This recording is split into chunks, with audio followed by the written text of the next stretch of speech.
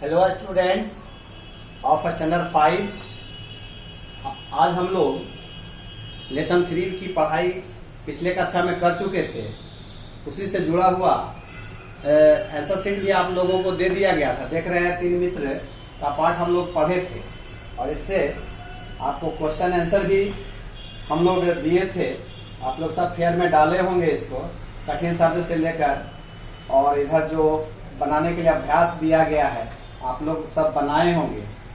मैं नंबर 5 तक यहाँ तक मैंने भेज दिया था। अगर नहीं किए हैं तो मैं फिर से यहाँ पर बता रहा हूँ कि आप लोग इसको अपनी कॉपी में कर लेंगे। और आगे जो भाषा बोध है इसे भी मैंने आज यहाँ पर दिया है, आप लोग इसको समझ लें और अपनी कॉपी में इसको भी फेयर में डालेंगे और इसको थोड़ा मनन करेंगे, ध्यान देंगे इसको। तो आगे हम शुरू करते हैं। देखते हैं भाषा बोध में क्या है। किसी व्यक्ति, वस्तु, स्थान या भाव का नाम बताने वाले शब्द संज्ञा कहलाते हैं। आप यहाँ पर देख रहे हैं वाक्यों में आए संज्ञा शब्दों को रेखांकित कीजिए। तो यहाँ पर देखिए शिकारी भी संज्ञा शब्द है। कौन सा संज्ञा होगा भाई?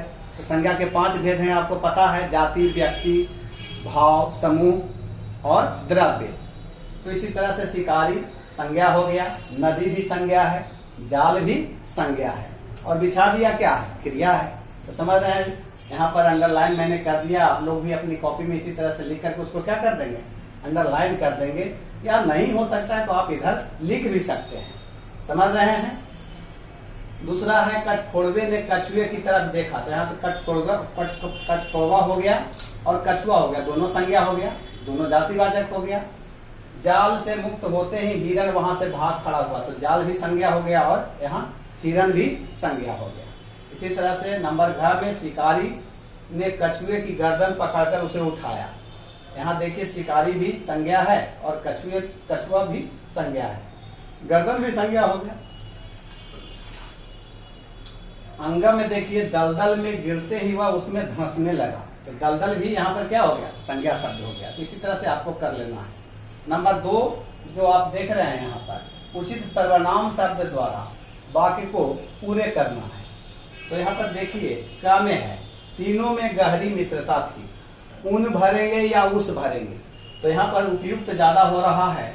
उन तीनों में गहरी मित्रता थी, उस तीनों में नहीं, बल्कि उन तीनों में गहरी मित्रता थी। इसी तरह से ख में देखिए, देखा कि शिकारी नदी की ओर ही चला आ रहा था। तो किसने देखा? तो जिसने नहीं होगा, जिसने देखा नहीं बल्कि उसने देखा। क्या होगा? उसने देखा कि शिकारी नदी की ओर ही चला आ रहा था। तो यहाँ ये सब सर्वनाम के रूप में है। फिर आगे है खाली स्थान है, तुरंत उड़कर शिकारी के पास पहुंच गया। तो यहाँ वे तुरंत उड़कर नहीं होगा बल्कि वह तुरंत उड़कर शिकारी के पास पहुंच गया।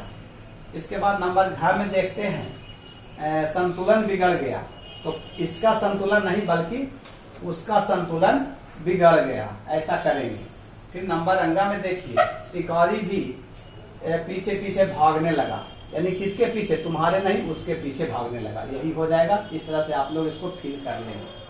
अब नंबर 3 में देखिए पढ़िए, समझिए और लिखिए दिया गया है।